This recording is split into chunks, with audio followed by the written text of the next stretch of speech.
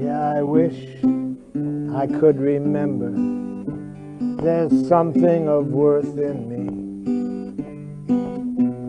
When the depths of myself shows through and you say no to what you see.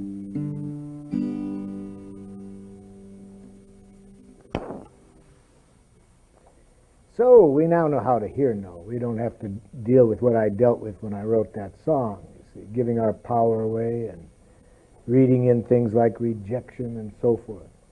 So now that we know how to hear no, let's learn how to say it. So first, write down what one of those messages might be that's coming at you from another person. What does the other person say that would meet either one or both of those criteria? It would be a challenge not to lose connection with your need and get lost in theirs, or even if you didn't get lost, it would still be hard to say no to it. Oh, yes. This is from a typical age child, my 6-year-old, who, when something has come up, she'll say, well, what is more important than me? What is more important than me? That may be the winner today, I think. You hear all of these people already thinking, only a cruel mother would say no to this person. Yeah, okay. Don't complain about picking me up if you didn't want to have kids. You shouldn't have had them.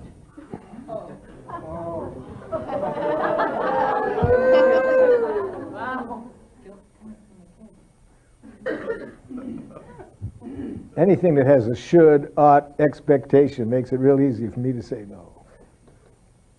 But other people might have trouble, so I'm glad we're getting a diversity here. So, other messages, yes. You said you wanted to, whatever it is.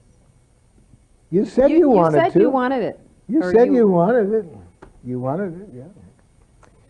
Okay, now how do we say no in giraffe? The first step is probably the hardest, and that is to show sincerely in our eyes that we received a beautiful gift from this request.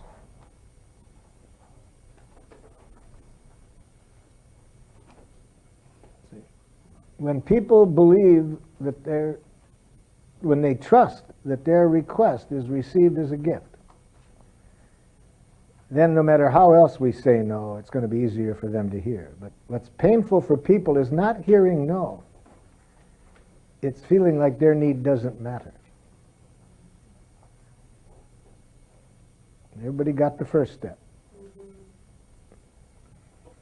Now, most of the time, this is in the eyes, you see.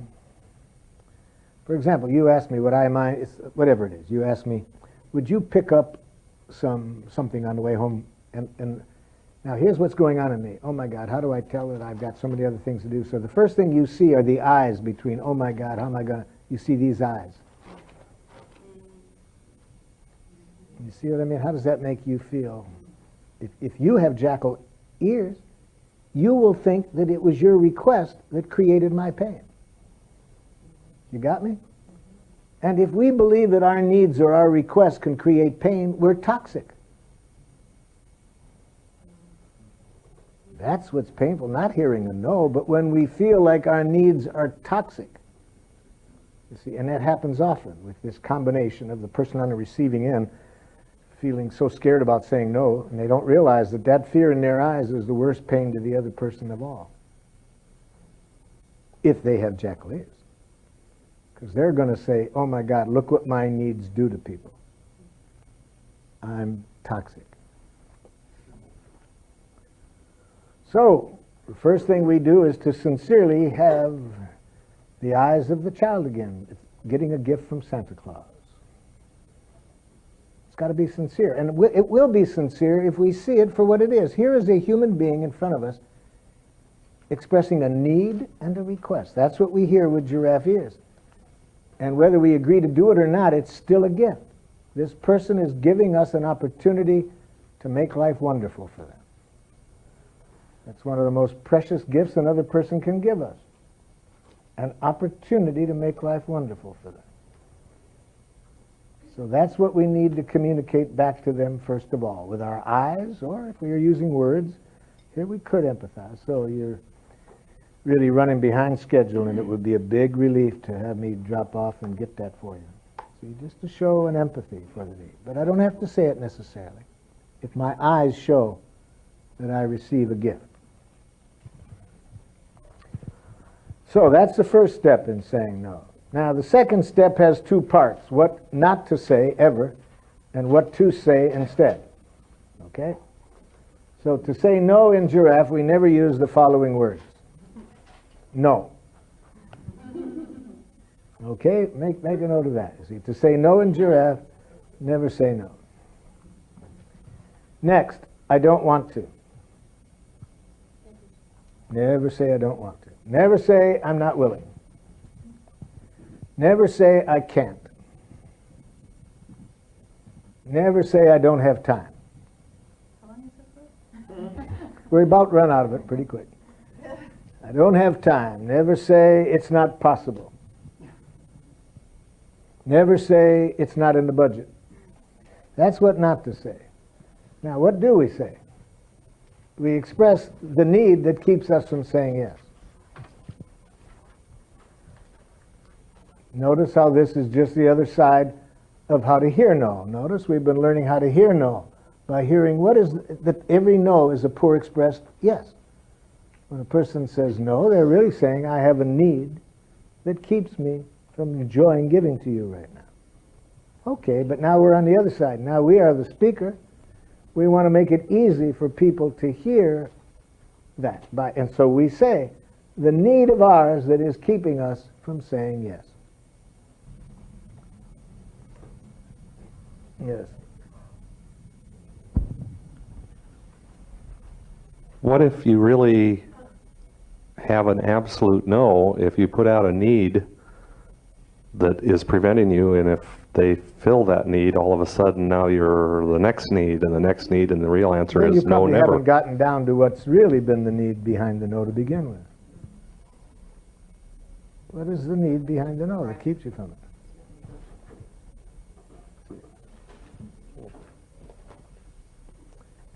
Okay, everybody got the second step.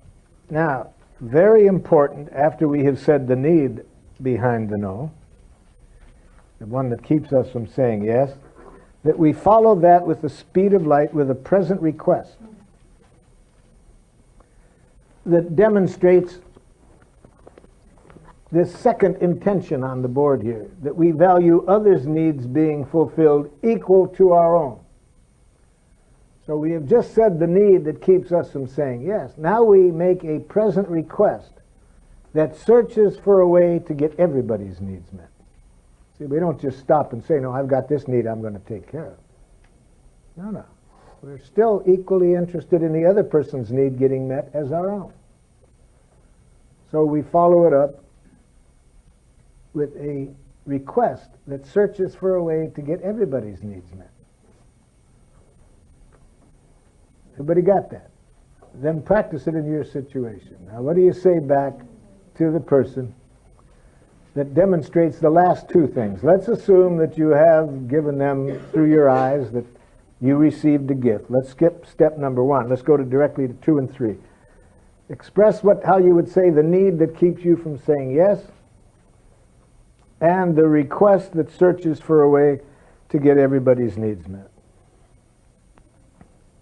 My original request was That the other person made. the other person, yep. He said, I need you at the shop on Friday. What time will you be there?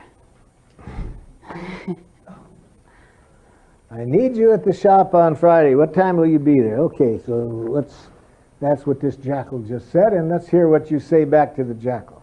So I would say, I have a need to protect myself from the frustration I feel when I'm at the restaurant. Would you be willing to try working without me and call me only if it's unbearable? Okay, now if this person that's giving him a chance to meet your need, if he can enjoy doing that to protect you, and he might, seeing that, might be willing to risk it himself. It would give him joy to meet your need.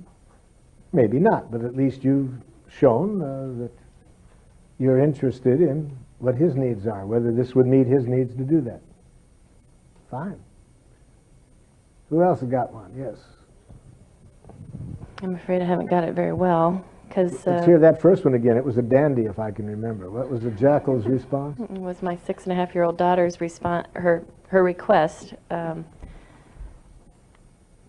parents are coming to San Francisco to the NVC conference. Mm-hmm. Now you're trying to make me feel guilty. And arrangements have been made for her to stay the night with a friend, and, Yeah. and she has known about it and looking forward to it. And the Yeah. night before, she says, "Don't go." Don't go. And I say, "I'm going to a class that's very important, and I'm going to be learning some wonderful things." "What's more important to you than me?" What's more important to you than me? I said, "You're very important to me. I love you. The class is important, but in a very different way." And then I didn't know how to handle it in any different way. That I said, "I've made arrangements. I've made commitments. You already knew where you were going, and we're happy to have the arrangement made that we made." We spent more than an hour talking about it in this way. She's not hearing a thing you said. No, it Yes, didn't feel because right at all. she needs empathy for what's more important than me. You said you are important to me, which is a jackal statement. Oh, There you is- are important to me? Is Yeah, a there's jackal no statement? such thing as being important to someone. It's a vague abstraction. So you need to empathize with what is the person's feelings and needs when they say, "What's more important than me?" So not answering that question, but to look deeper for Hear a the, need. hear the present feelings and needs being expressed through that message. What is the person feeling and needing when they say that? Are you scared that we're going to be gone? That we never connect the other person's pain with you. Connect it to their needs. Are you scared that you'll be alone? Are you scared that you'll be alone? No. You care more about those workshops than me. Your own daughter. Precious and 6 years old.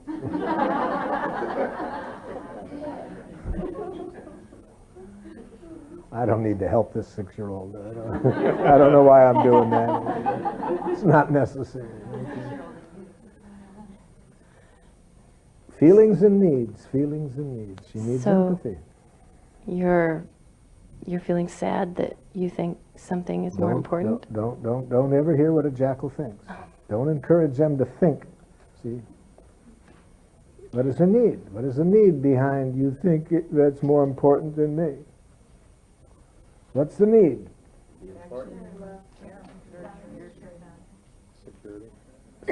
What need? What need? We don't have to be right, but just guess a need. Are you worried Because you need, what does the person need? because you want me to be with you? No, that's a request. That's a strategy. You want me to be with you. What's the need? Are you worried because you're going to be at someone's house overnight? No, that's where the person's going to be, but it doesn't say a need. You need to feel safe? I'm safe, but I'm safe. That's not it. Just, I need to be assured that what need is going to be met. That your need is what need?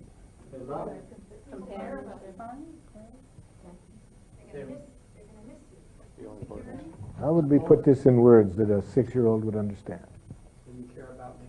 Are you feeling sad and need reassurance that you're cared about, that you're valuable? Yeah.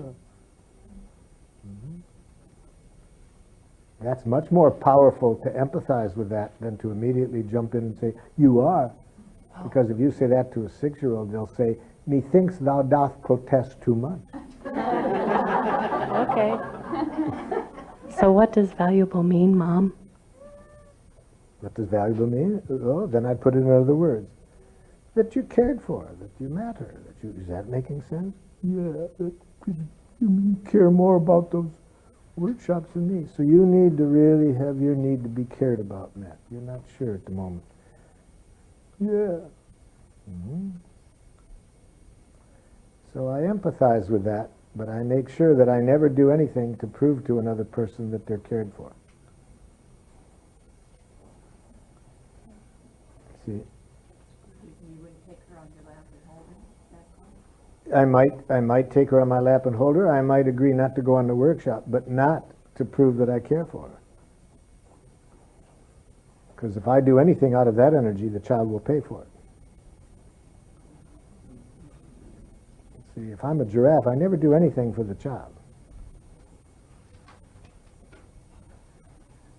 Giraffes never meet anybody's needs but their own.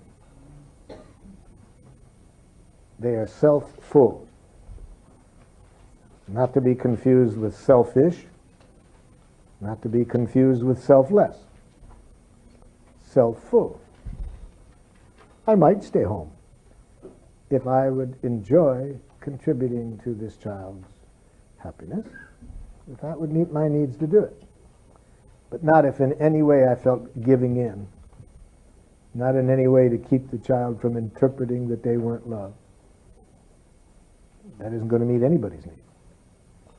I might stay home, but not to prove that I care for them. Actually, what the person would need is that empathy that was just given more than anything. And then they need to trust that what comes back is honest. So even if I spent quite a lot of time with her saying, I'm really sad that this is making you feel so unhappy, that wasn't very helpful. If that was done second, it would be different than if it's the first thing she hears. Because if you start with, I'm sad, that's sympathy, not empathy. I'm saying we need to start with empathy. When we say, I'm sad that you feel that way, I'm talking about myself. I've left the other person over here all alone with their feelings. So I start with, so you're feeling really sad and need assurance that you're cared for. Yeah. The other children's mummies and daddies don't go off all the time.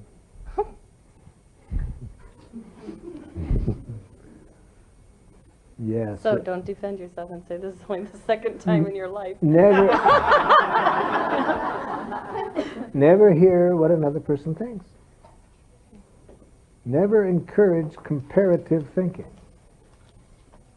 See, this person's already learned what we teach many people in our culture, to compare themselves to others. Look at most of the ads, you see. They're all taught us to compare ourselves to some ideal, you see. The danger of that. If you don't know how to compare yourself yet, if you didn't learn that jackal trick, read Daniel Greenberg's book, How to Make Yourself Miserable. He even has exercises in there to teach you how to do this. He shows a picture of a very beautiful man and a very beautiful woman with all of their measurements on the picture. Oh. The exercise is this. Take your own measurements, compare them to these beautiful specimens, and think about the difference. And this book produces, you know, the title says, Make Yourself Miserable. Boy, it produces. Do that exercise, you know. And you think you were happy before, you'll be depressed now after you compare yourself to these beautiful specimens and think about the difference. And you think, in fact, you're as depressed as you'll ever get. You turn the page and he says, now this was just a warm-up. Because we all know that beauty is not important. Now let's compare ourselves to others on something that is important. Achievement. And how does he do this? He claims to have pulled several people from the phone book for you to compare what you have achieved at your stage in life with what these people did. Now here's why I get a little suspicious of this guy. He says he pulled them from the phone book, but the first name he pulled was Mozart. He says, now this gentleman Mozart, by age X, I think 8, had written several pieces of music which have lasted over the centuries as masterpieces. By age 8, he could speak 4 languages. Now compare what you've achieved in your life with what Mozart did at age 8. and think about the difference. You see, so no, we don't want to encourage this poor child to think in that comparative way. So we don't even want to hear the thought. We want to translate it into a need. See? So you're feeling really sad and need reassurance that mommy and daddy really care for you. Yeah. That empathy is what the person needs more than anything else. You see? That demonstrates more the caring than, but I do. You see? It's hard sometimes to hear a question and not answer that Yeah. question. Yeah. So what you're saying is listen for the need behind it. Yes, answer no question until you first feel you are firmly connected to the person's heart behind the request. See, the question is always a request. Never respond to a request until you have first connected to the need. It takes all the joy out of doing anything that people want if we don't see the need. Okay, now, say the need. Now, after the empathy, you might have more chance of being understood. So say again, what is the need that keeps you from saying yes? In few words, this is a 6-year-old. What's the need that keeps you from saying yes?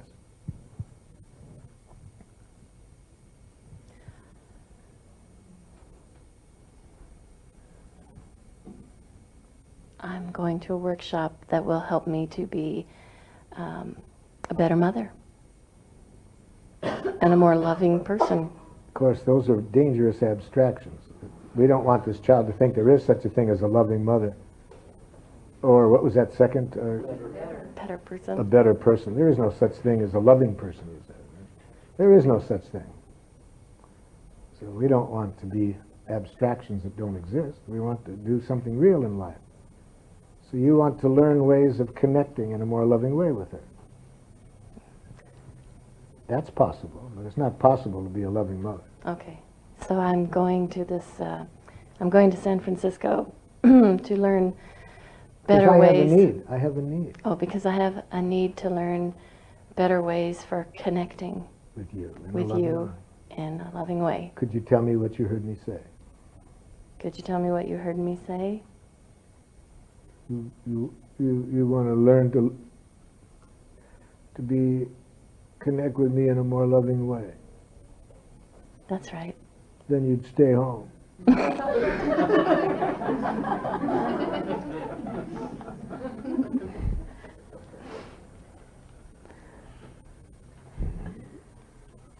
So you're still feeling sad that I won't be with you? You're still feeling sad and need reassurance Oh, that yes. you're cared for. See? You're still feeling sad and need reassurance that you're really cared for.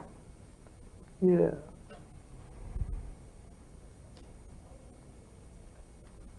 What can I do that would help you feel that way? Stay home. I'm sad about that you think that.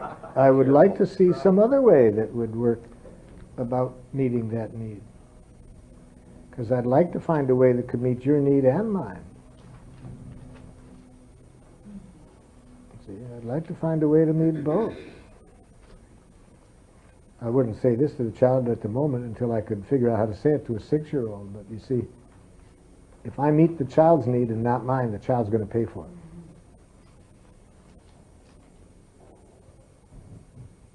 So I want to be sure that I never do anything for other people. The other person will pay for it. So could we find a way to meet both your need and my need? What do you mean? I'd like to have some other way of having you feel cared for, other than having to give up what I want. Could you tell me what you hear? I don't know what you mean. How would you feel if I said that you love me, that you give up wanting me home? How would you feel? I wouldn't like it. Yeah. So I'd like to find a way that we can both get our need met. Yes. I would say this is school for me, just like you go to school. And when I come back, I want to figure out a way where we can go to school together. If you don't add a present request to that, I think you're going to miss an important learning opportunity. What would you like to do with me? No, That's- ask this request. Could you tell me back what you heard me say? Yeah. Could you tell me what you heard me say? I'm betting against 80% of the people of any age hearing it. And anybody age 6, I'll go up to 90%. Too many words. Not only that, the abstraction. Oh. I'll bet you that most adults would take three tries before they could get that. And we're not going to learn that unless we learn to check out whether message sent is message received. We can go through life throwing out thousands of messages that don't register, use far more words than we want to use and the other person wants to hear. We don't learn that unless we keep asking, could you tell me what you heard me say? Yes. I'm finding in many situations that I will ask somebody to tell me what they heard me say, and they will be able to repeat the words, but the energy is not even remotely what I would like. Any suggestions what to do then? Yes, I still get my first need met, but then almost any time after I've been understood, especially about when we're talking from the heart, my next request is I'd like you to tell me how you feel now. So then we'll deal with why the energy isn't too good. But I first wanted to find out whether the message was received. Okay, they've heard me. But now I need to know what is the feeling behind that energy. I understand that, and that in many situations makes me skip to that question directly, because I don't see value in having somebody just repeat words if there isn't really understanding there. Well, I do see it in some situations, not all. I see it great because if their lack of tone of voice is because, if their lack of energy or their negative energy is because of a misinterpretation, I want to clear that up. It might be just clearing up what they didn't hear. So, okay, I'm not asking for empathy here, see. Don't get this mixed up with empathy. I'm not asking for empathy. I'm just wanting a check. Is message sent, the message received? So I don't want the empathy. They don't have to do it with a good energy. I just want to be sure that they're hearing that. Now, if they've heard it, okay, then we go to the next step. What's going on in them? So my son says, I'm trying to leave the house, and my son says, Ima! And he's crying. And of course he doesn't want me to leave. And I'm still struggling with how to explain my need to do other things to a 19-month-old. Mm-hmm. I can give him the empathy, in other words. I feel good about how I give him empathy, but I don't feel as much clarity as I would like about expressing my own needs in that situation. Yes. I don't know how to do that either in a way that I can be sure the other person hears it. But I do believe that if I'm saying my needs, I come out of a different energy. They'll hear a different energy than the other things I'm likely to say. I told you. So if I'm at least in touch with my needs, I think that the energy will be different. So I'll say it, and then also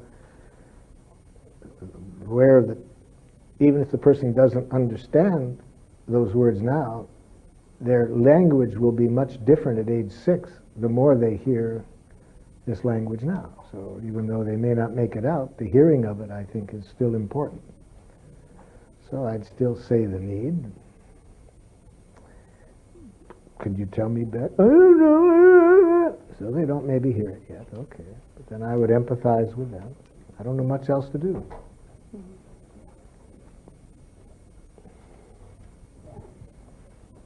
I've solved one of my biggest problems. It's a little hard to know how to implement this. You don't have children. Go directly to grandchildren. But now, how to do that, I haven't figured out yet. I feel somewhat hesitant about this one because it brings my jackal right up to like, oh, you're so petty and selfish, and that's the best to practice. It's such a little thing. That's the good one. What is this So- person asking you? My neighbor said, so I think I'll go to the farmer's market with you on Saturday morning. I think I'll go to the farmer's market with you on Saturday morning. And I'm like, oh, shit. But I didn't don't say see that. in your eyes But yeah, that you've just received a precious gift. That's the hard part here, to give yourself enough empathy to quickly say, so you'd really like to some company shopping? Yes, yes. And a ride, yes. Yeah. Now, this is going to be great, because one of the messages we really need to know how to say no well, and I'm serious about this, is when this is the last person in the world we would like to spend time with.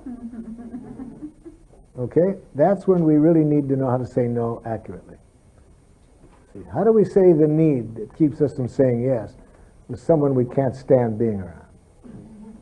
So this is a very good application of this skill. So let's hear how you do it. And this is, it's not so much that in terms of her, although it turned out to be a little bit that in the process of what happened afterwards. I see. But it's because this Saturday morning going to the farmer's market is like the only time I have to spend with my best friend, because her life is so busy that we've carved out this little space. We go to the cafe first. That'll and be we, easier than the one I had in mind. So we'll practice the one I had in mind next. Okay? Okay. So now say the one that you just did. Okay. So she said, I'd like to go with you. I look forward to going to farmer's market with you on Saturday. I want to say that would be really nice, but The eyes would say it. If you do that first part, or out loud, so yeah, you'd really enjoy going to the market with me. Yes. Then you don't have to say, I understand, but. Now you can come right to the but. Now say the need that keeps you from saying yes. so I'd like to say yes, but do I say that? No, I don't say that. Here's the need that keeps me from saying Here's yes. the need that keeps me from being able to say yes to that.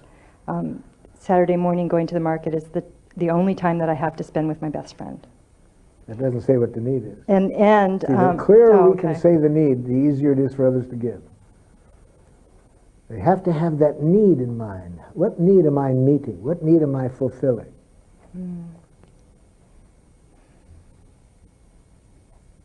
You could say it's pretty obvious in this situation, but it still is different to hear the need itself than to have to see it implicit in the statement. So I have a need for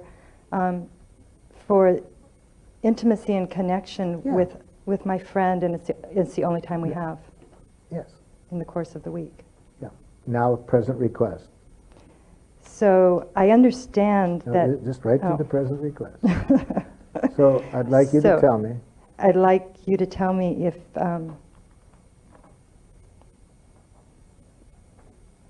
how you feel about what I've just said.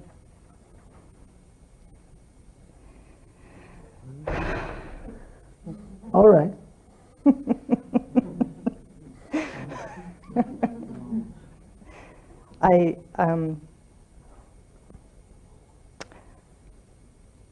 I sense that you're feeling sad. It's not the first time I've been rejected.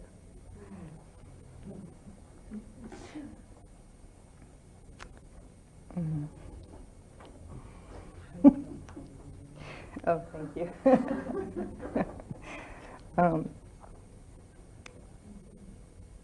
Are you feeling sad because you also have a need for connection and friendship? Wonderful. Yeah.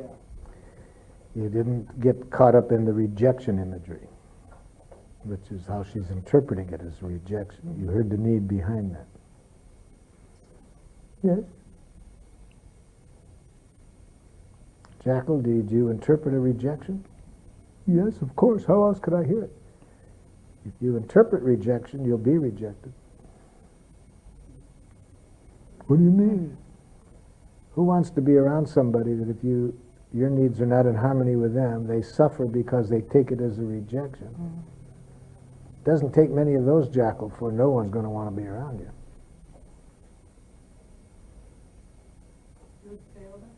No.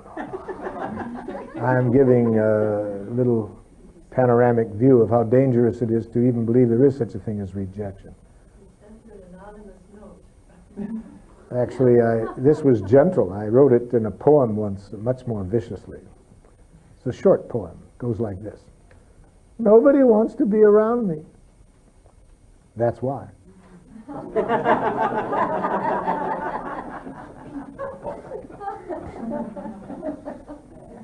See, how sad to take it as a rejection, which almost guarantees nobody's going to want to be around you. Yep. This question does bring up the fact that we do make choices about people who we want to spend time with and who we don't. Yes. And especially in times when there's little time, it becomes very obvious somehow who is more important for us to spend time with than another person. And I have yet to find a real, authentic, honest way to express that. Yeah, that's what I was wanting to work on. I was hoping this situation might be that one, which would be an even harder one. So let's now say to another person this message in giraffe. Think of a real person that comes closest to the person you'd want to say this to. You are the last person in the world that I would like to spend any time with. Okay? Now, how do you say that in giraffe to the person you have in mind? The name of this curriculum item is How to Reject People So They Love It. I forgot to give you the warning. Be careful about doing this because it'll teach you more about yourself than the other person. It'll teach you some painful things about yourself. So proceed with caution.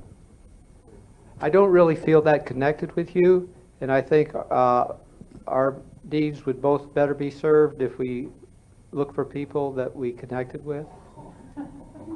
Well, that's not as bad as it could be. Come on. But it's missing some important ingredients. First, an observable behavior. People can learn from negative performance evaluations very valuable things if they can get concrete, observable behaviors. If they don't have that, it's going to be hard to enjoy and learn from the evaluation. So let's start with that. What is this person doing or not doing that makes it hard to connect with them? And you may have to work on this because usually what comes to our mind are money diagnoses. We're much more literate at diagnosing than we are being clear about observations. But what are the observations? What does this person do or not do? When you say that I'm responsible for my son dropping out of college and never going back. Okay, so when I hear you say things like when my son, etc., and I've heard other comments for me of that genre. Okay, and how do you feel when this person says that? I feel defensive. I feel angry. Angry. And you feel angry because why?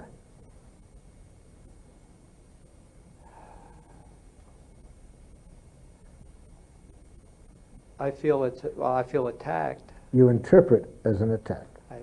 It's not a feeling, it's an interpretation, and that's why you're angry. You're I angry. feel... No, you've explained it. You're angry because you interpret this as an attack. As criticism. And criticism. Right. And while I'm concerned about my son as well, I feel that you hold me totally responsible. So, and I see you holding me totally responsible, and I have another judgment of you that isn't fair. Yes. So I not only am interpreting that you are making criticism and judgment, but you are making unfair criticism and judgments of me. Yes. Yes. And therefore I have this request of you. What is the request? Oh, what's the need? What's the need? You'll have trouble finding the need because you're angry.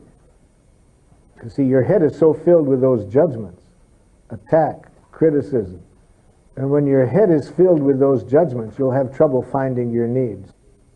Of course, if you had giraffe ears, you wouldn't have heard the criticism. You wouldn't have, and since you wouldn't have heard any criticism, you wouldn't have thought it was unfair.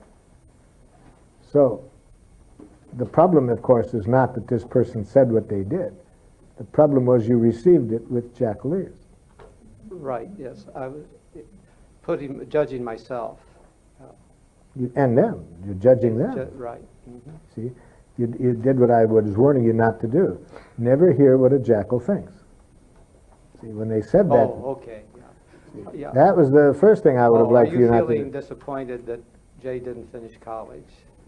And what is, yeah, you're feeling disappointed and need to really, and have a need for Jay to develop himself in a way that'll help him in the future? Yes, Yes. You have the same need, right? yes. So where's the conflict? There's no conflict. Oh. At the need level, you both have the same need. Right.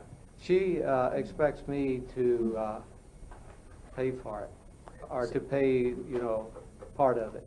And you would like me to pay for part of it. Right. Not expects. So you don't hear an expectation if you have giraffe ears. Mhm. You never can hear a demand or an expectation. Mhm. You hear a gift. She's giving you a gift, an opportunity to. So you'd really like me to give some money for this. Yes. Yes. And I told her no, and that was not acceptable. Well, no, it's not that the no was not acceptable. You said the no out of an energy of having heard a criticism, a judgment, an unfair criticism, and with the energy out of which you said that, no matter what you said, she would have gotten defensive. Because she didn't get empathy to begin with. That first step in saying no is the empathy. Instead of getting empathy, she got a jackal clobbering. You interpreted her as judging, criticizing unfairly, and so forth. Okay. Let's have you all practice this, okay? This is really scary for me to tell you this, but I'm really attracted to you. And I really have a strong need for an intimate sexual relationship with you.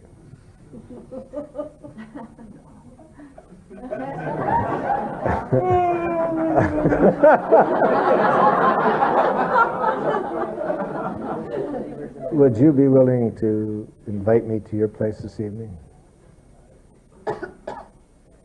Okay, now how do you say no?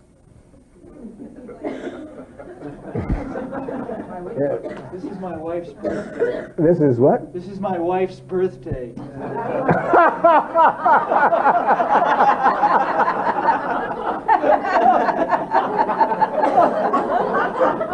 And bring her too.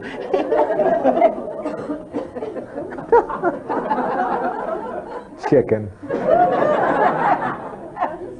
Okay. Come on now. I wanted you to practice where you don't have a wife, but this person is not, this is not the person you want. So how do we say that in giraffe? Anybody want to tackle this difficulty?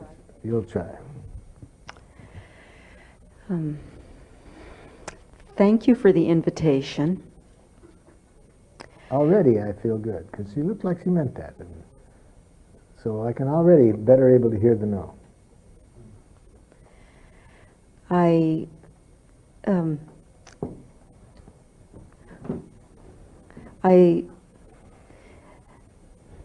sense your feeling for me is sincere.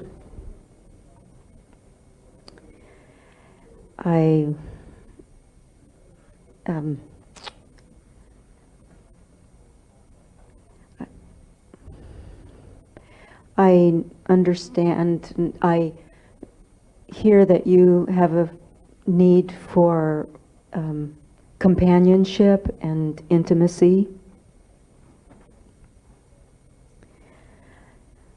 I am not able to answer your request. I'm not able to, let's see, I have a need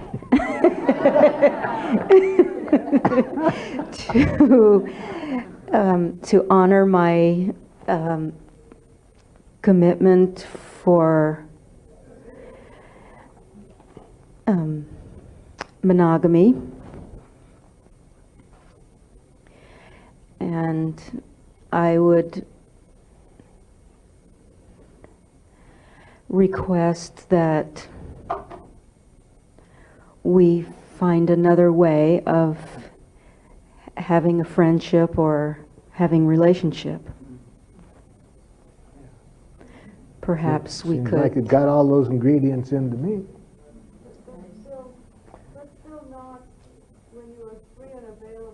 Yeah, well, That's true. We're Okay. working up to that. We're Okay. working up to that. you Okay. see. First of all, I know she's not married. She's not into a monogamous relationship. She was lying, you know. That was, no, let's say that was the real, if that was true, that would be the need. But yeah, I'm really wanting us to practice when, And I did opt out for that because I couldn't think of the other yeah. thing, so Okay, it's so true. that's what I want us to do, to know All how to right, say so- those needs in that situation. Yeah. It's also one that presumes that if the mic, I guess. In there, it presumed that that was an honest thing from you and that you wanted a relationship. Yes. But what about the scuzzy guy that is just, you know, hey, I'm just hoping to get lucky? Well, I mean, then when why you is answer. why is that scuzzy? So what if I just said, you know, I just enjoy having sex with you? Why is that scuzzy? No, but I'm defining it as the scuzzy guy Oh, I because see. I can see that you want to have a relationship. Yeah. You know, So you said there if it were isn't many. a relationship, Yeah, just sex. yeah. Okay, well, either one. Yeah, she can't wait to say no to me when we get down to this level. I think I'm going to take off from where you started, where you were at the part where I want to honor, not monogamy, but say I'm single. I want to honor my own particular needs around who I'm attracted, what I'm attracted, Yeah, who I'm attracted she's getting to. into the courageous area I wanted to get into. So let's see how this sounds. This is the hard one. I've done this. I've had some practice. Okay. I want to And honor. I've had some practice on the other end. So Uh-oh. I've heard more than a few thousand no's in my life. I'm in trouble. I want to honor my own needs around who I'm attracted to, and I'm not interested in having sex with just anybody who asks me. So.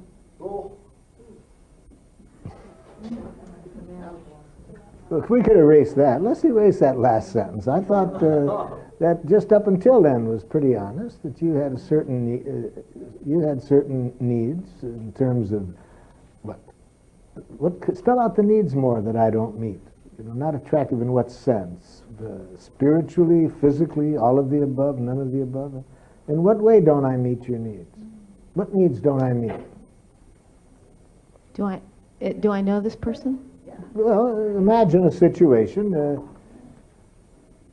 What needs of mine don't I meet when you say I'm somehow? I like what you said, kind of philosophically, but I think it can even be more powerful for this person to get down to being very specific. Very specific about the need and the observation. Okay.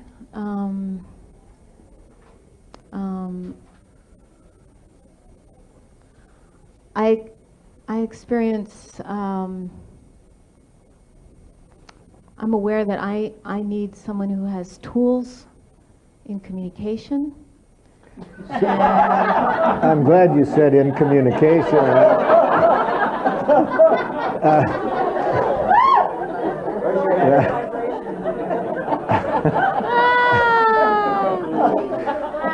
How about this? Not I value someone. When we've talked, I haven't had my need for depth that I would like met, understanding. Uh-huh. It's my Okay, needs. well- I'm not saying you're not a deep person. I'm saying that these needs of mine weren't met. Uh-huh. And I would be reluctant to want to enter into an intimate relationship with someone that those needs aren't easily met. Could you tell me what you heard me say? See, certainly in this area, I'd want to be sure the person didn't hear there was anything wrong with them. I'm only trying to say what needs of mine has nothing to do with them.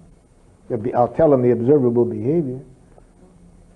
Like last night, you talked for an hour about baseball. This is not something that I particularly am interested in, and I would have liked for you to have checked with me whether I was interested in this. And So, For an hour, you didn't stop him? I tried. Anyway, you see what I mean? A little bit more specific about the need. And then certainly on this area, I'd want to check out that the person didn't hear there was anything wrong with them. Yes. But then what if they turn around and say, well, I understand that. Would you give me the opportunity to meet your needs? So you're kind of confident that now that I've expressed it, that you could meet it. And you'd like an opportunity to see if that could develop between us. But what if you really don't? Now hold it now, I'm just trying to empathize. You're empathizing. I first empathized. I just wanted to be sure I heard the person and heard their needs. Remember, that's the first part of saying no, because I'm going to say no again. But I wanted to start with a sincere openness. I wanted to be open. I wanted to hear what this person's needing. So you're confident that this could evolve, and you would really like the relationship enough for me to give some time to see if it could evolve. Yes. I'm uncomfortable with that. I'm uncomfortable with that. I don't have the confidence that this kind of quality between people, if it's not there, I don't want to have to work at it. I really want it easy. So there's no chance. I'm not saying there's no chance. I'm saying at the moment, I would rather begin a relationship with somebody that at this level, there's an easy connection. I'd like you to tell me how you feel when I say that. I understand where you're coming from. Anyway, that's... Yeah. Marshall, what I remember about the earlier part of this conversation was that we had changed it to, I think we had changed it to that they didn't want a relationship, they just wanted to have a one-night stand, so... well, there's two here. We got the two mixed up. Oh, so okay. Either one. So which one would you like us to deal with? One of those that we didn't deal with yet? I just was confused. I Oh. wanted clarity No, I because was I was talk- thinking we were doing the one-night stand and then the... No. That would have been too easy. It was the other one where the person wanted a relationship. And why did you say we would learn something about ourselves? Because what is there about us that keeps us from being able to enjoy this person? It tells more about us than them. It tells us what needs of ours are important, you see. It tells us about certain things that we haven't learned to enjoy in other people. Well, why am I having so much trouble enjoying this in the other person? Empathizing with it, things like that I learn when I see who I don't enjoy being around.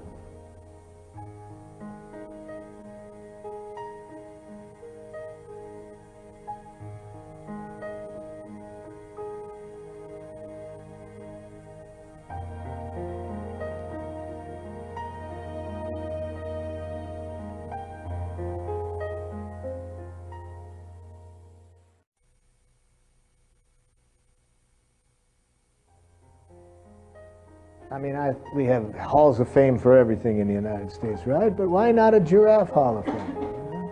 For people who have really made a contribution to somebody's life that you don't read about in the paper. See, all we read about in the paper are those people who are killing and greeting.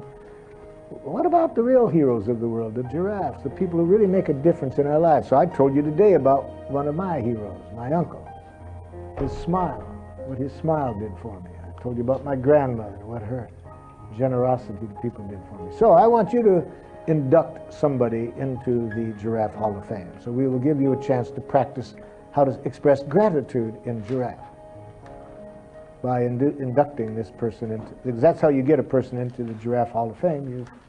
You express your appreciation to them in giraffe. Now, a good person to pick to induct into the Hall of Fame is somebody who made a significant contribution to your life. Remember, I told you earlier today, one woman inducted her father, who 30 years ago, what was it he did? He winked at her, you see. So, and it could be somebody no longer alive, it could be somebody alive, it could be...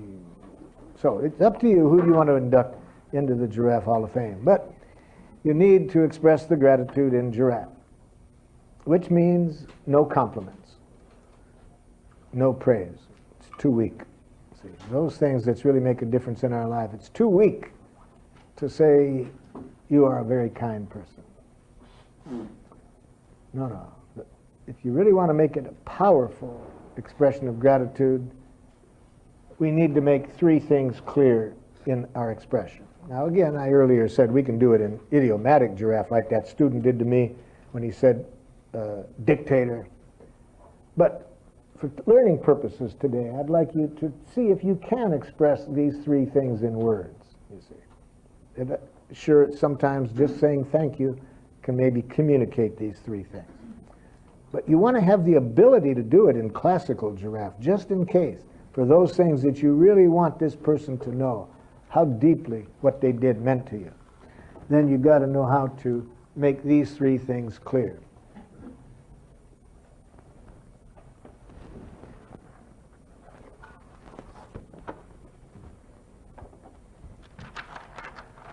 First of all, the observation. What the person did that enriched your life. Present feelings, right now when you're inducting this person into the Giraffe Hall of Fame, when you recall this, even if it happened 70 years ago, how do you feel right now recalling this action? I feel. What need of yours was met? Those are the three things that we need to make clear in expressing a giraffe gratitude. And equally important to the clarity with which we say those three things is the intent. Never give a gratitude or a thank you to reward somebody. Never give a gratitude or a reward to build up somebody's confidence. Those seem like nice things to do, but that destroys thank you when people feel it's a manipulation or a tool to shape something. Let's only express gratitude to celebrate, you see. Now, the more gratitude is a part of our life, this kind of gratitude, the more fuel we have to be a giraffe in a jackal-speaking world. Because that's where we get the energy, by remembering the power that each of us has to enrich life. So see, notice when we give a gratitude in this way, we are remembering the power we have. Look what we can do. And then we see the glory of it. We see, oh my God, look what this can do. Look how this can leave a person feeling. Look at how this act, what need it can meet. The more we really have that inside, why would we ever play any other game than let's make life wonderful for one another? There's no game that even comes closer to that. Yeah, we've been educated to play the game, who's right? We've been educated to play the game, let's kick the shit out of the bad guys. Those aren't fun. Not really, we know that. They're costly even when they're fun. So, let's learn how to celebrate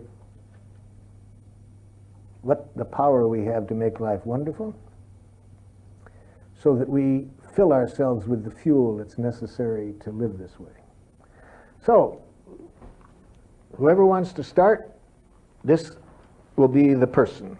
And this will also then watch how this other person receives gratitude in a giraffe way. That's equally important as knowing how to express it. It's equally important to know how to receive it. So you will induct this person into the Giraffe Hall of Fame, and this person will demonstrate how to receive gratitude. So who's ready to induct somebody into the Giraffe Hall of Fame? Okay. I already expressed this to John earlier, but I want John is here? So I already expressed this to John earlier, but John is here? Yes, John. Oh, John Kenyon. I just wanted to do it. John Kenyon, you're the giraffe. You have to come up here and receive your own gratitude. So. Come on up here. You got to come up here, and you're being inducted into the Giraffe Hall of Fame. Yes. So. Where do I? You sit here, and he's going to induct you into the Giraffe Hall of Fame. So this morning when I parked my car out in the drive, and I was worried about whether I had to have a sticker on it, and I was checking with the lady and so forth, and I saw lots of other cars without stickers, and I was worried about everybody else getting tickets. And when I got to the top, there was John. No, talk to him. There was John. No, there you were. There you were, standing there, obviously being there to take care of people and to see that they weren't going to get tickets, and that was. I felt so relieved and so delighted knowing that you were taking this extra care of me and everybody else here with respect to the parking, and I know it was just such a symbol of everything you've been doing to make this workshop successful that I just felt such gratitude and appreciation, and I just wanted to thank you. Now, I'd like you all to tell me whether he received it in a giraffe way or not. Because if he did, you would have seen in his eyes that he was flying and dancing. Did anybody see his eyes? Was he, what? He was flying and dancing. He was flying and dancing. Then he received it, because to receive appreciation, the person saying it needs the same quality of empathy, because they're giving a lot from their heart. And if the person really sees it, they can't help but fly and dance. So if the other person is playing the jackal game of, oh my God, you know, now do I have to live up to this? Do I have to, every workshop, do I have to stand out there? Or now what does he want from me? You know, now do I have to say something nice to him? You know, you won't see the person flying and dancing, see. So apparently he was receiving that in a giraffe way. It was interesting as I was expressing my gratitude to John, how scared I felt and vulnerable. That's what I mean. Which surprised me to you know, which is something I was feeling very positive about, but yet, and when he did have that acceptance of that with your dancing and so forth, I felt really relieved, and I thought, wow. I'm grateful for you for adding that, because I really want us to be conscious of that. This requires just as much vulnerability. We are revealing our heart. Whether it's pain or joy, we're vulnerable. We need the same empathy, and how good it feels to have the person be able to hear that. Welcome to the Giraffe Hall of Fame.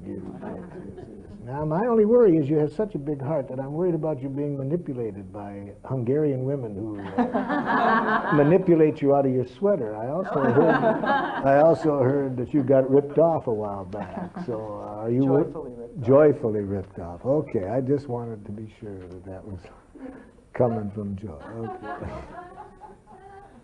Thank you, John.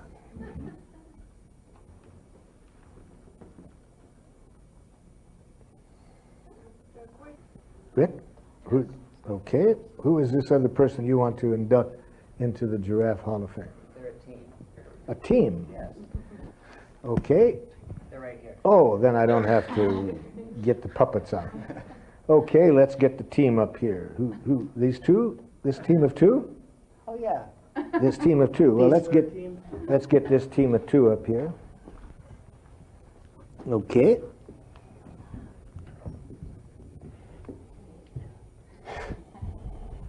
Okay. When I came into your home a year ago and experienced the welcoming, the hugs and the kisses that I did, was one thing.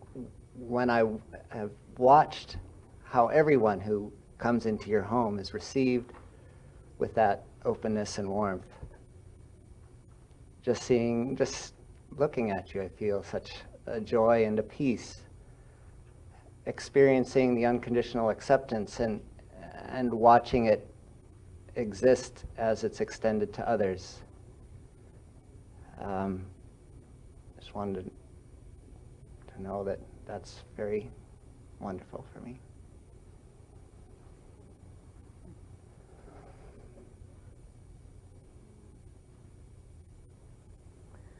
Welcome to the Giraffe Hall of Fame.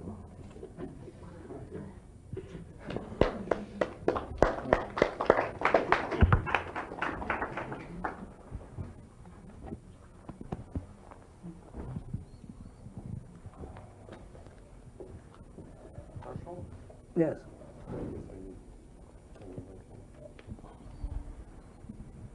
In both of these, I'm really seeing the observation and the feelings come through very much, but the needs, I'm kind of looking for where. Yeah, let's get the needs a little sharper in this last one. So, Rick, how could we say the need in there?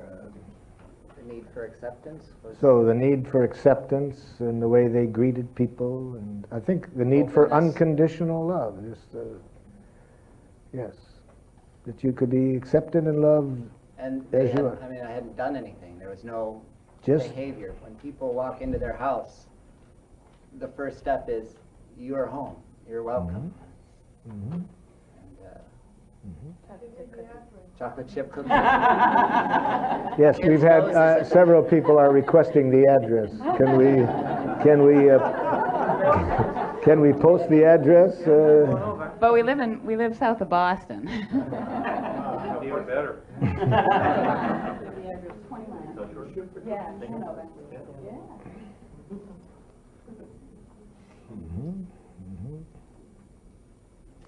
I could have guessed that the way you brought some water over to me. It touched me deeply. That my need just to feel cared for.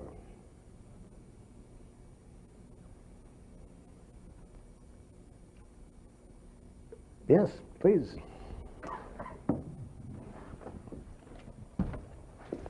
The person I'd like to induct into the Giraffe Hall of Fame is you.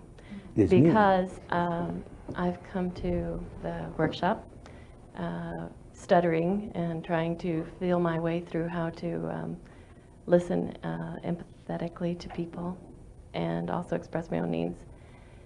And it made me feel a lot of confidence in the ability to grow and to gain a more understanding of something that seems very foreign to me. And it really has met a need of mine to be better able to reach out to other people with a whole lot of other growth inside me that can come forth. So I want to be sure that I've understood the needs that were met by our time together. Certain quality of connection between yourself and others that's very dear to you, and the need that got met was growth in an area that will help you make that connection. Did I hear that? Yes, that's true. Did I miss a part?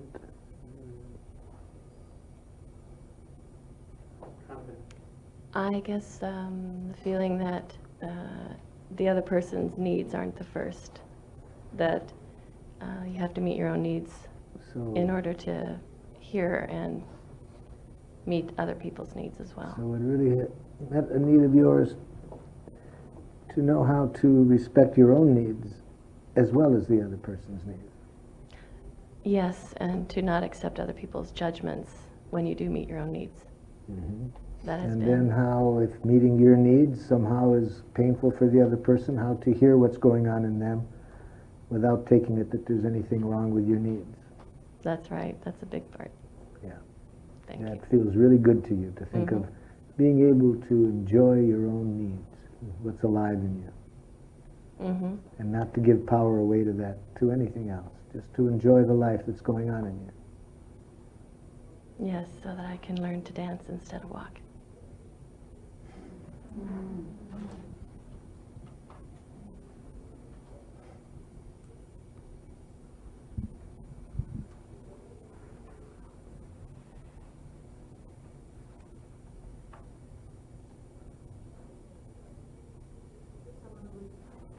Holly.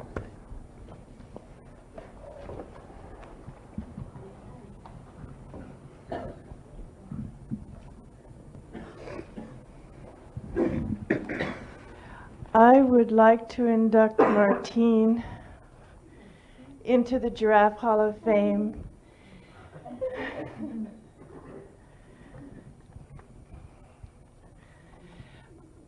Make her stand over there. We get to do the full thing here. Jean, this morning when I left the room in such emotion, when I was so touched and connected to what Marshall was working with on the time management story, and sitting on the steps crying, and you came over and asked if I wanted anybody to be with me and if it was okay to put your arm around me. I was really grateful for not only your concern, but also for your sticking your neck out to come out and check with me. And then your ability to stay with me and help me through something that I was just needing a little more processing with, that I had gotten such an insight with what Marshall had said about finding the dictator inside, but just needed that extra place to get through my hopelessness.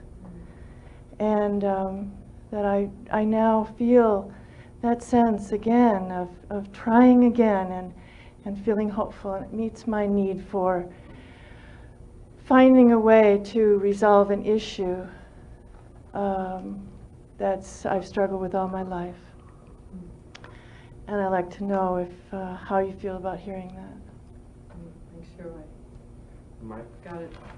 Thank you.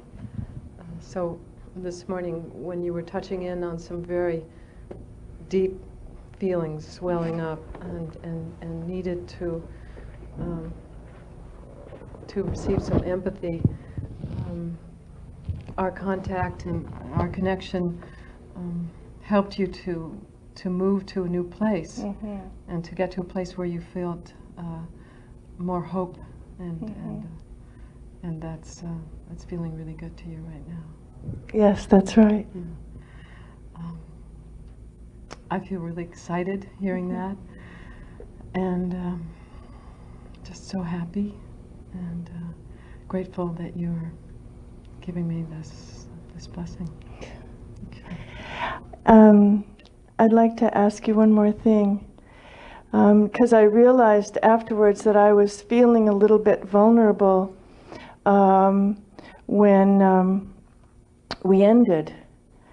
And I heard a jackal say that I had stretched your willingness to offer me empathy just one notch, and that I always do that because I'm so greedy. And I wanted to check with you about whether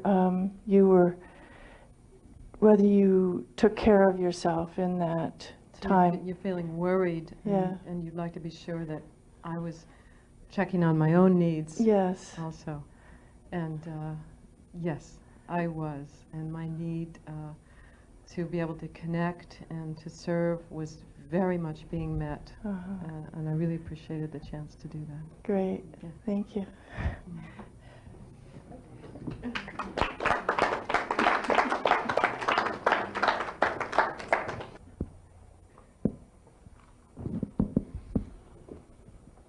Pass it back, please.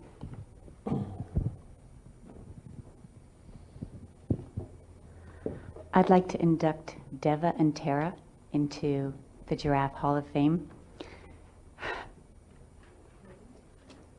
Well, let's have them come up here so we can see their eyes.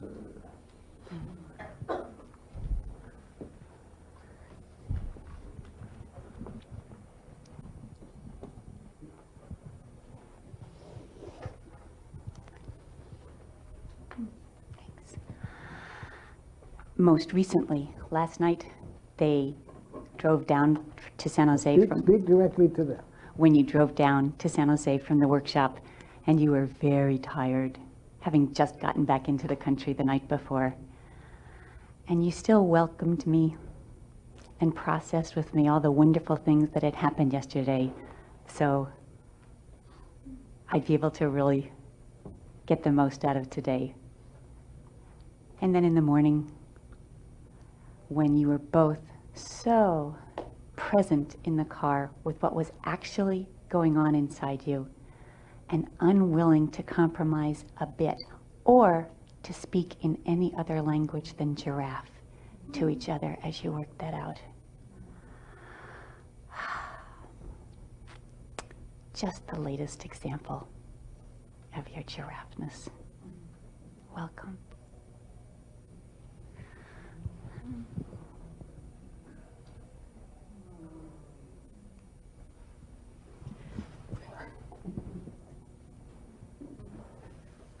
Hey, I would love to hear your feelings when that happened and which needs of yours were met.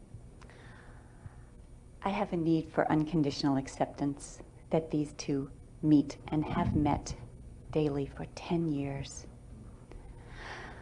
And it empowers me to fight the jackal in me that says, I'm not good enough.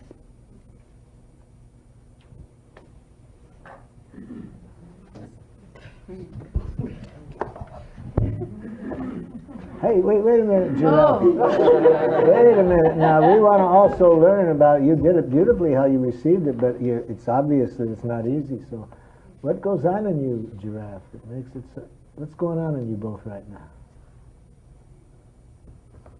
Go ahead.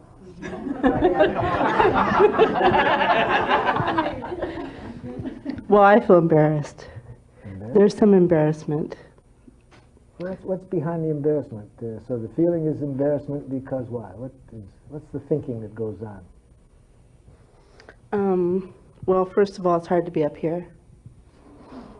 You know, it's hard. Because why, though? That's what I'm trying to I'm get being to. seen, I think, is what it is. So to have people see your beauty is scary. Yeah. Yeah. To trust that they see my beauty. Scary to see that. Mm-hmm. Yeah.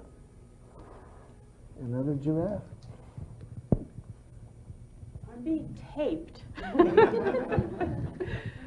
And so I'm embarrassed about that. And for 2 days now, I've been sitting back there thinking, okay, I'd like to get up there, but I'm way embarrassed about that. So.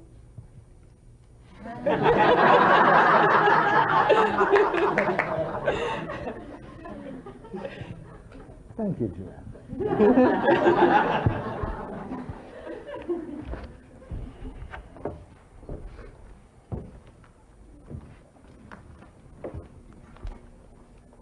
Please.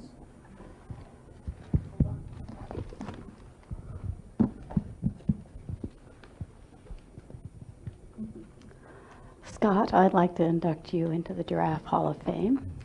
Let's have him come up here. Yeah, let's see him. Why should we make those other women suffer and not him? Right.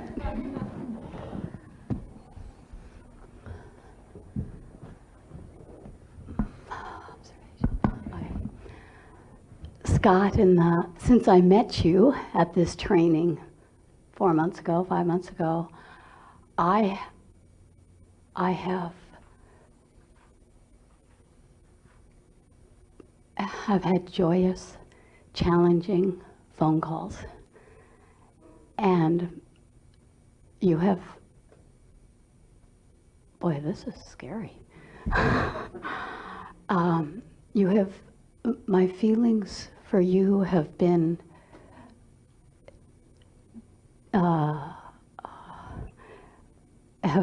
on this wonderful roller coaster because our conversations delve into very deep, intimate levels of friendship, and that is very frightening for me to trust and to go into those places where I have great fear. You have met my needs. My needs have been met through our ability to hang on the phone for 2 hours as we work through understanding and meeting each other on this amazing level of intimacy. And I have the greatest respect for all the work that you do, through which I have done, with you helping me let my little giraffe ears grow a little bit, working with me so patiently as I try to fumble my way through my lack of feeling words and my small vocabulary, and being there with such compassion and understanding. I thank you very much.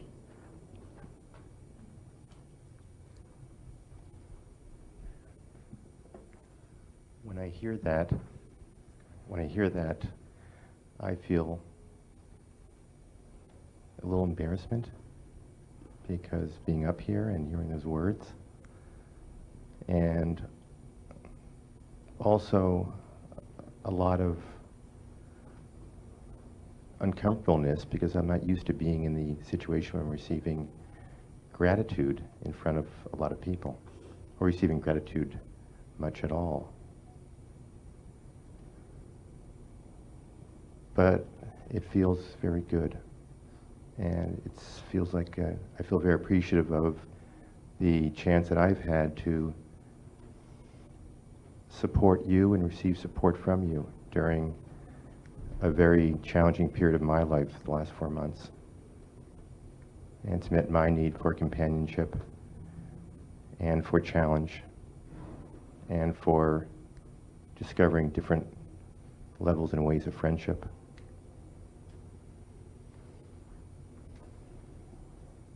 And my request is that we provide each other with the opportunity to continue it. Mine too. I don't have any trouble understanding how it would be not easy to take that all in, because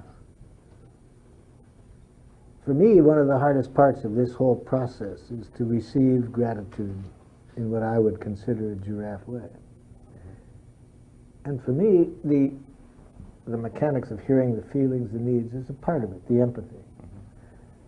But there's another part of it that I think is also important, but this is the part that gets confusing for me. To hear and take in an appreciation like that, I think would take me a lifetime. You with me? What she said it's meant. I'd need a lifetime to relish that, to celebrate it, to think that the calls, what I did on the phone, that it could have meaning in another person's life of that kind. So what I'm learning to do is very important. Each day I take some time to create a gratitude journal. And in the gratitude journal, I first express gratitude to myself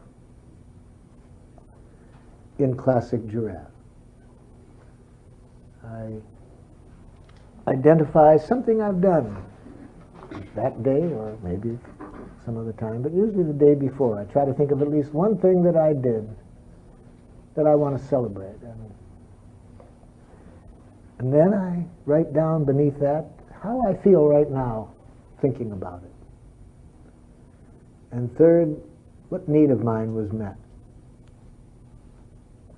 But now comes the part I'm getting to. The next, I not just want to see that, I want to celebrate it. I really want to celebrate that I have that power, that I can do that, create that. And I draw a little flower by what I do to start the celebration, just to remind me, don't just hear it, but celebrate it. One gift I received that's helped me to learn how to do this better, from my friend Nafez Saleh. He's a Palestinian. And when I brought 8 Palestinians and 8 Israelis to Switzerland in 1990, trained them how to work together and use giraffe in the Middle East. At the end, he gave me a precious appreciation, but he wanted to do it in his style, not classical giraffe. He's a Sufi Muslim, so he said, could we do it in my way? I said, sure enough.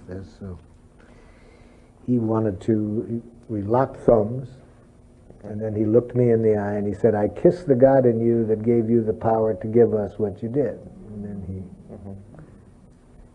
Well, that helped me receive appreciation, because until then I got caught between these two poles of false humility. Oh, it's nothing.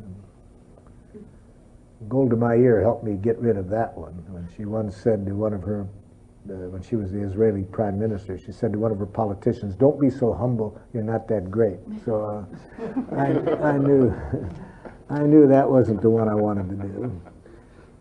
But at the other end, it didn't, the idea of thinking I'm great, that doesn't ring.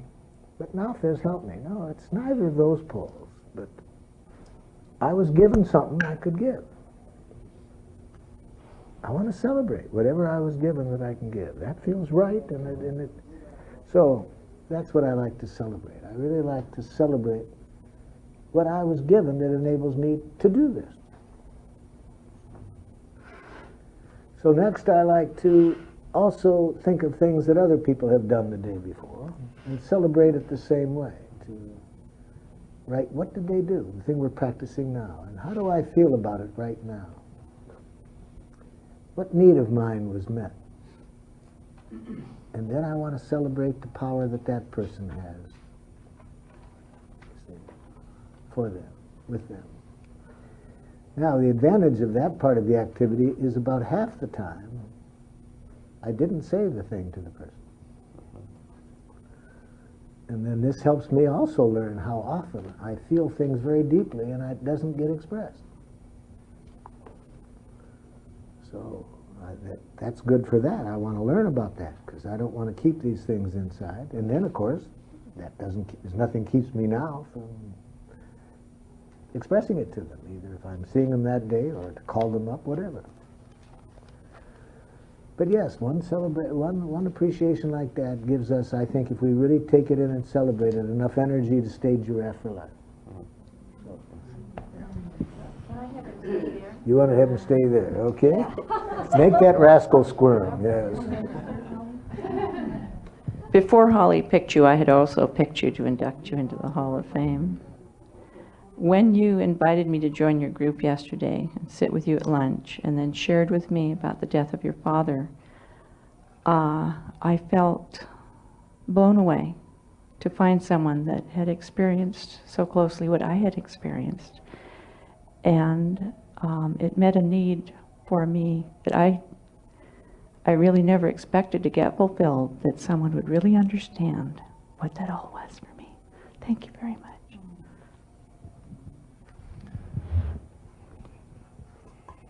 While I was sitting up here, I was going to ask to induct you into the Giraffe Hall of Fame. This is called tit for tat. Because come on up here and yeah, sit. so I'm going to do that. You're fair. Sally.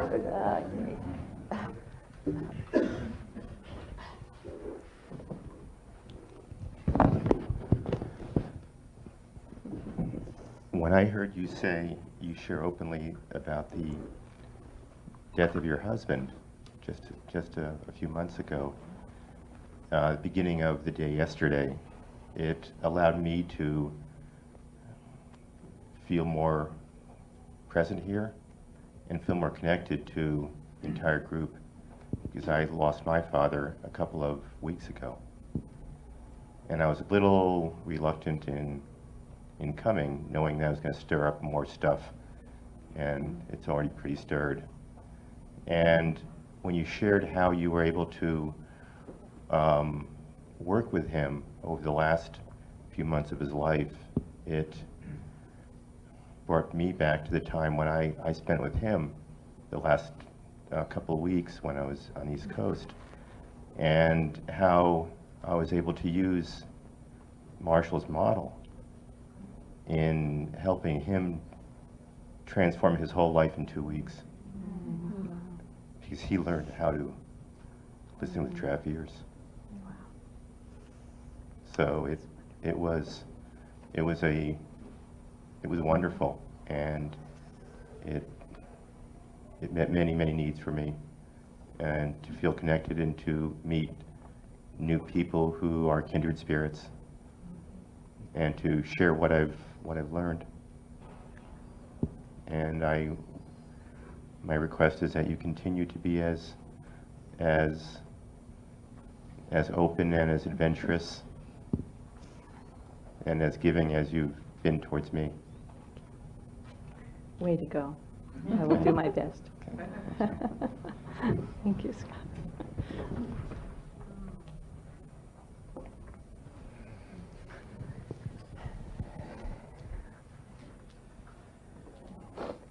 Don't go away.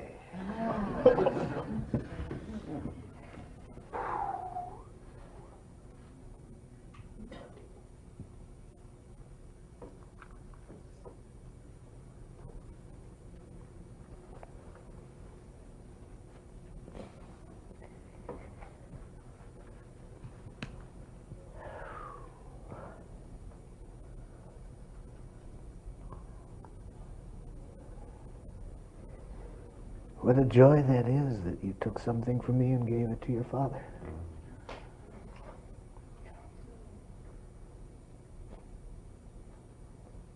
I was looking for some time to share that with you, and I figured the time would come. And it was especially powerful because at the same time, as he was going through his dying process, a lot of his old students came back to see him at the end, and they were transformed by his change. And seeing a jackal become a giraffe.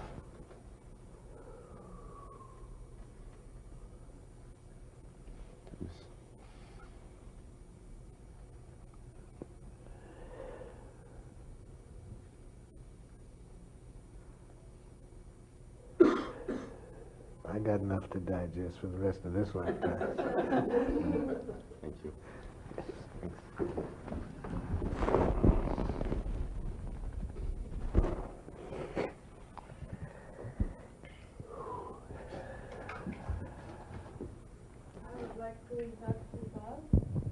Please.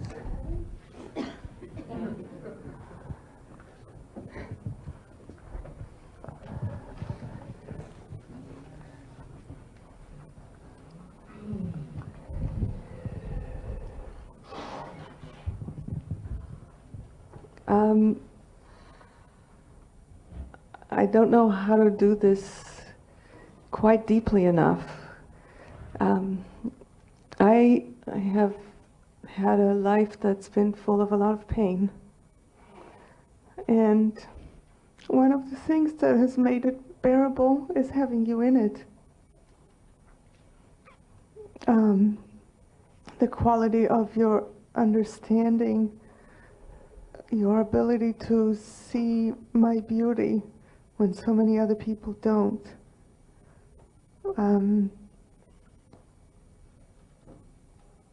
And your support and faith in my ability to find ways of having it shine so people can see it through the differences has been really instrumental in sustaining me. And I wanted to give you that recognition.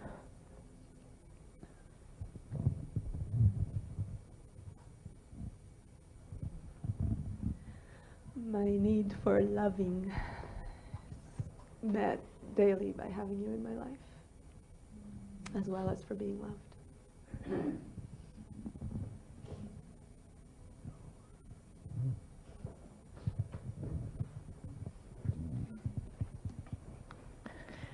Marshall, I'd like to induct you in the Giraffe Hall of Fame as well. And I'm hopeful that I can say this from the deepest part of me. Of all the people I think you have recognized along the years, some of the pain that I've had around being on time. And I've often have taken nurturing from one of your comments years ago about Holly has a different relationship with time. And I've realized today that the work that you were doing with, what is your name? Patrick. I don't know. I was just sitting there. I was just totally connected to what you were doing. And when you said, what need? I kept going, I don't know the need. I don't know the need. What is the need? And then all of a sudden I thought, autonomy. And everybody in the room said autonomy. And then when you stopped, I wasn't satisfied. I got it. That you said the dictator. It gave me a little handle, Marshall. It was like, okay, so I need autonomy, but how do I get autonomy? How do I do this differently than all the pain and all the relationships and all the disappointment and etc. that has happened in my life around this? And I realized that I had a despair, that I had a sense of hopelessness, that and I, like when I met my this relationship I'm in, I just said, give it up. If you ever think that I'm going to do what I say I'm going to do, you know, I can't. I can't. If you need somebody that can do what she says she's going to do, say goodbye to me now. And so this hopelessness. Today, Marshall, today, I have a peace. I have a peace that I can hold on to. I can reach inside. I got that jackal by the neck. Okay? And that jackal to me is the dictator. And with Martine and being heard about the hopelessness, I got that I can do something about that now because I'm not hopeless anymore. And it was what I want you to know with all my words is that your words today helped me get in there and grab that jackal by the neck. And now with the NVC skills, I'm confident that I can get empathy for that jackal if I never let go of it first. Yeah, now that you see that rascal and got a hold of Yeah. it, you're confident now you can start to work out of it. You can give empathy. to Yeah, that. yeah. And I'd like to know how you feel hearing that. Well, I'm delighted that you didn't want to kill that poor jackal. You just want to hold him long enough to give him some empathy. Yeah. I like that. So, yeah, turn him into a giraffe, yeah. So I want you to know that I feel very excited and hopeful that a need of mine to join the world in a way that I can offer people dependability, and it will meet my need to contribute, my deep need to contribute, when I can offer with confidence my dependability. Yeah, all along you've had that need. You want to be able to offer people that dependability, and now you're confident that hearing this other part of yourself better, now that you've got a clearer view of it, you have some hope that you'll be able to get all those needs met. Yeah, I do. Thank you. You're very welcome. Please.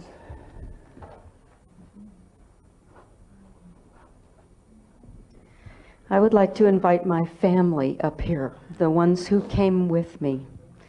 My brother Jim, my brother-in-law Steve, my sister Joanne, and my husband Rampujan.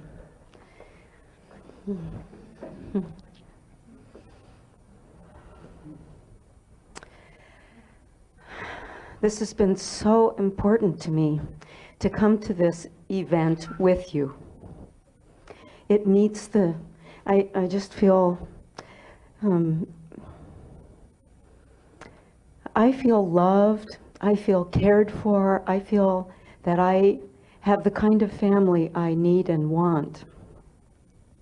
Because you have filled this need by being present with me here and by being present and building a way of being present together outside of this room. So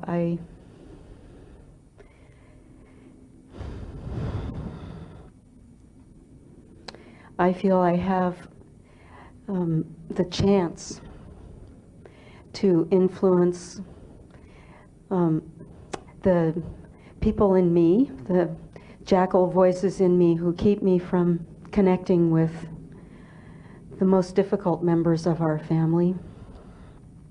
I feel the strength of having you guys standing beside me, behind me, beauty all around me.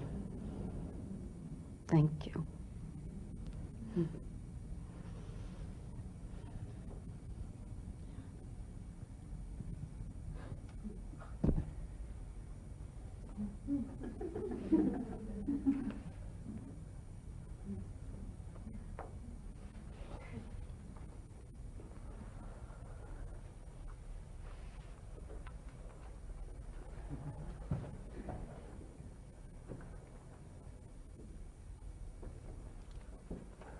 And now to close with a few stories about my granddaughter.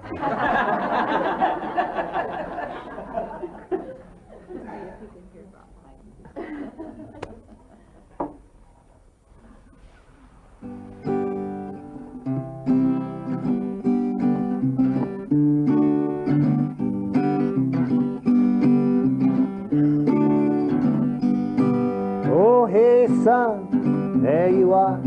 I've been waiting for your glow, and now I'll sit and soak you in. Feel the pain in me go.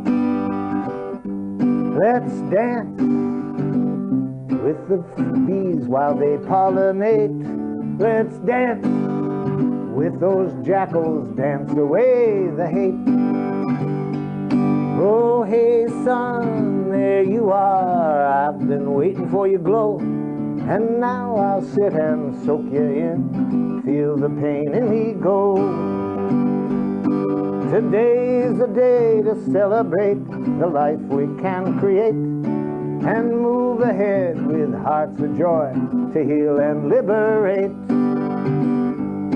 Oh, hey, son, there you are. I've been waiting for your glow, and now I'll sit and soak you in. Feel the pain in me go.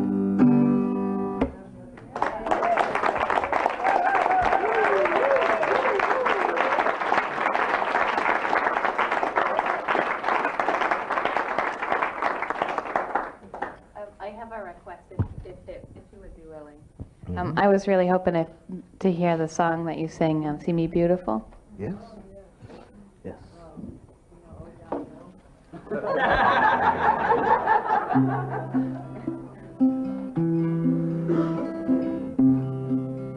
See me beautiful, look for the best in me. That's what I really am, and all I want to be. It may take some time, it may be hard to find, but see me beautiful.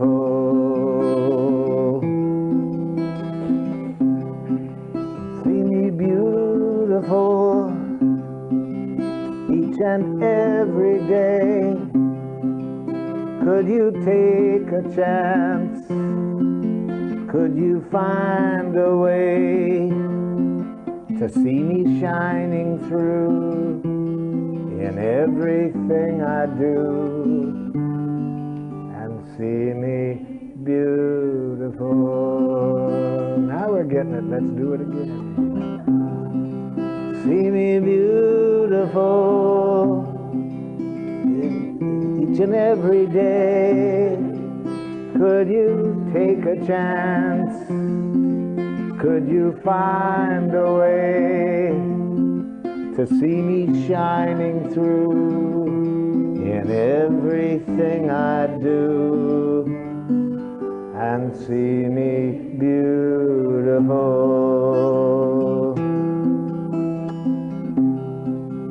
See me beautiful each and every day. Could you take a chance? Could you find a way to see me shining through in everything I do, and see me beautiful